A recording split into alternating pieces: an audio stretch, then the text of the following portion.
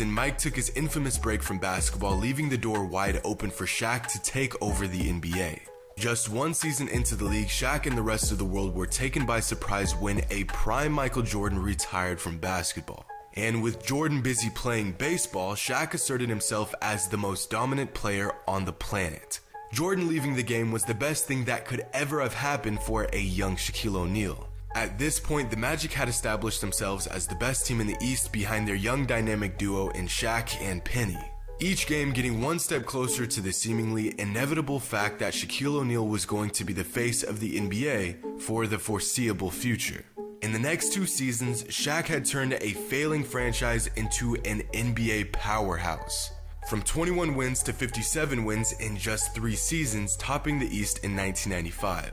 Averaging 27, 13, and 3 while earning 2 All-NBA team selections, a Rookie of the Year award, and a scoring title at just 22 years old.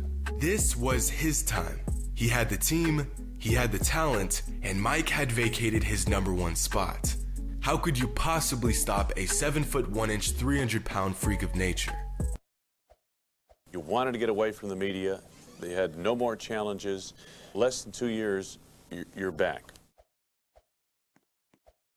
Just at the moment Shaq thought he was free from Jordan's reign, Michael decided maybe basketball was a sport after all, and returned to the game in the spring of 1995. And that fast track to the NBA Finals just took a detour for Shaq and the Magic. But the last time Michael played Shaq, the Magic weren't even a playoff team.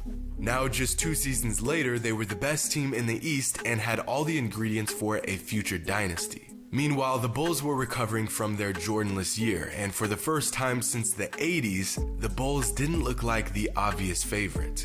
In the 1995 NBA playoffs, 2 years after their last matchup, Shaq would finally get his chance to officially snatch the torch from Jordan. And he did just that. Big guy gets it there. O'Neal with the fadeaway, and it's now 7-2, Magic with a lead. Looks for the lob, and Shaq drops it in. Starts to back in. Will comes over to help, and you can't do that. Well, the Bulls side for Shaq. O'Neal, jump hook. And these 2 for in against Shaq. Try to adjust in the air, and he will. Oh, Shaq with a steal. Tries to go length of the floor and slams. And he does. What a big play by Shaquille O'Neal. The big guy, O'Neal, tosses it in. Backs it in. O'Neal throws it in. Basket by Shaq. On the floor, Shaq, and that'll do it. O'Neal with the slam. And the Orlando Magic are going to win this series over the Chicago Bulls. The Orlando Magic here come into the United Center in Chicago and defeat the Chicago Bulls. For the first and only time in his prime, Michael Jordan and the Bulls were knocked out of the playoffs. The once unbeatable team had fallen to a 22-year-old Shaquille O'Neal and company, and Shaq's master plan had finally become a reality. A run that shocked the basketball world and even Shaq himself. I'm studying him because I want what he has. Studying how the refs treat him. I'm studying how he's talking to his teammates and they respond. I'm studying his relationship with him and Phil Jackson. I'm studying how the opponents look at him and fear him and all that. I definitely want that. He was the best in the game, and I wanted this spot. Keep in mind, this is a Michael Jordan a season and a half removed from basketball and only 25 games into his return to the league.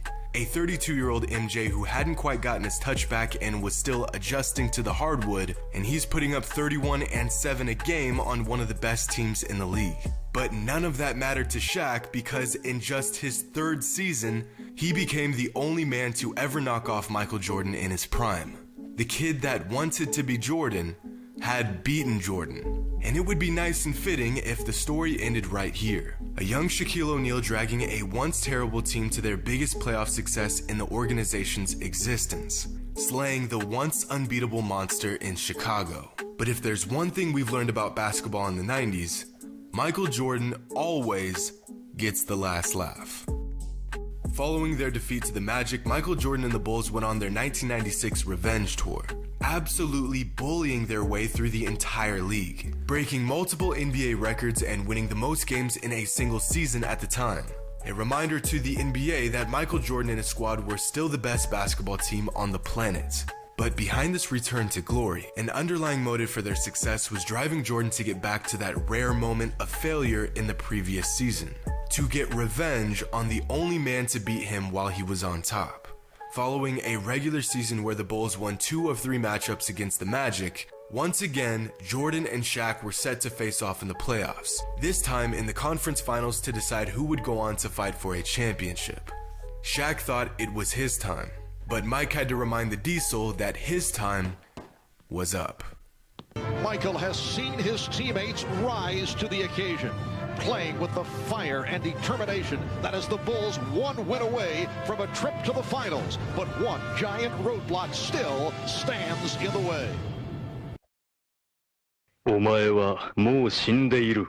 何? Defense to start this ball game out. Something different. Trying to set up for hands.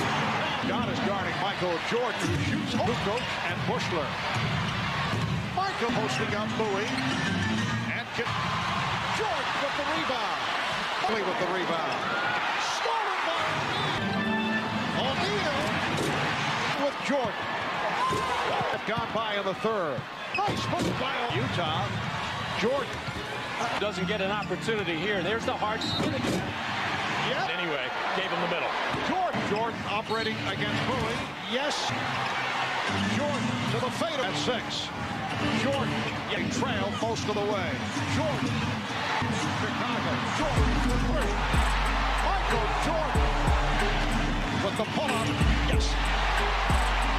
45 points. After losing to the Magic in the season prior, the Bulls went on to sweep them in the 1996 Eastern Conference Finals, including a 38-point blowout in Game 1 and holding the Magic to just 67 points in Game 3. In the 1995 playoffs, the Magic won by an average margin of just 1.25 points, winning the series in 6. In the 1996 playoffs, the Bulls won by an average margin of nearly 17 points. A beatdown of historic proportions. To put this series into perspective, the 2017 Warriors had one of the most dominating runs in NBA playoff history, going 16-1 on their path to a championship. In the finals, they nearly swept the Cavs, winning by an average margin of just 8.5 points. Jordan and the Bulls didn't just beat the Magic, they absolutely buried them in their own building. But despite getting swept, Shaq still held his own, putting up numbers that make you wonder how such a great player on a 60-win team could get walked like this.